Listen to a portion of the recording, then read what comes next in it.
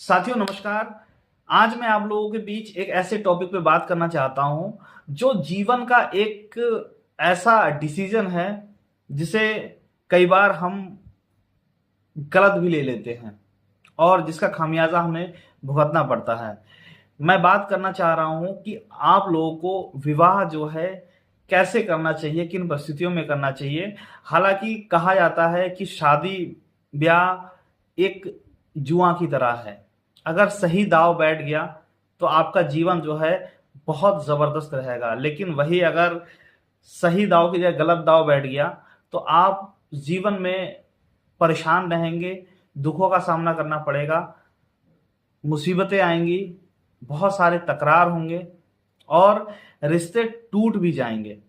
तो इन सब के बीच मैं आप लोगों को एक गंभीर बात बताने के लिए आप लोगों के बीच मैं आया हूं, क्योंकि जीवन का एक बहुत महत्वपूर्ण डिसीजन जो है विवाह होता है और ये डिसीजन जो है गलत नहीं होना चाहिए।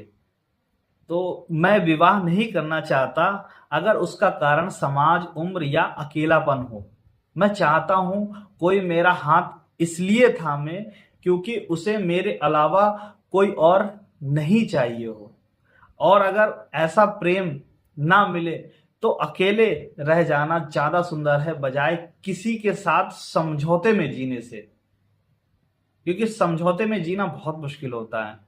और आज आप देख रहे हैं इंडिया के अंदर 85% लोग सिर्फ लाइफ को एक कॉम्प्रोमाइज करके जी रहे हैं।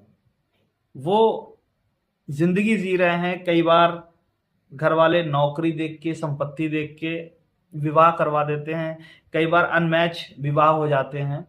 हाँ, वो कभी अगले इंसान को नहीं समझ पाते और घर वाले दौलत प्रॉपर्टी को देखकर शादी करा देते हैं, अच्छी नौकरी को देखकर शादी करा देते हैं, जिसका खामियाजा उन्हें बाद में भुगतना पड़ता है। जब उन्हें उस लहजे में बात नहीं हो पाती है तब उन्हें अफसोस होता है कि काश मैंने इन चीजों को ना चुनकर एक अच्छा जीवन साथी चुना होता। कई बार लड़के भी इस बात को लेकर पछताते हैं कि मैंने सिर्फ सुंदरता को देखा, गुणों पे ध्यान देना मैं भूल गया, और जिस कारण इससे अच्छा तो कोई गरीब घर की बेटी होती या एक ऐसी लड़की होती, चाहे काली होती चाहे कैसी होती, मुझे सम्मान देती, मुझे प्यार देती, मेरे लिए वफादार रहती।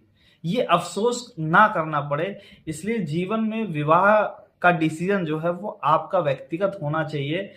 उम्र और समय के हिसाब से, लोगों के हिसाब से विवाह करना है, सामाजिक नियम है, तो आप उसमें पढ़कर ऐसे समझौते ना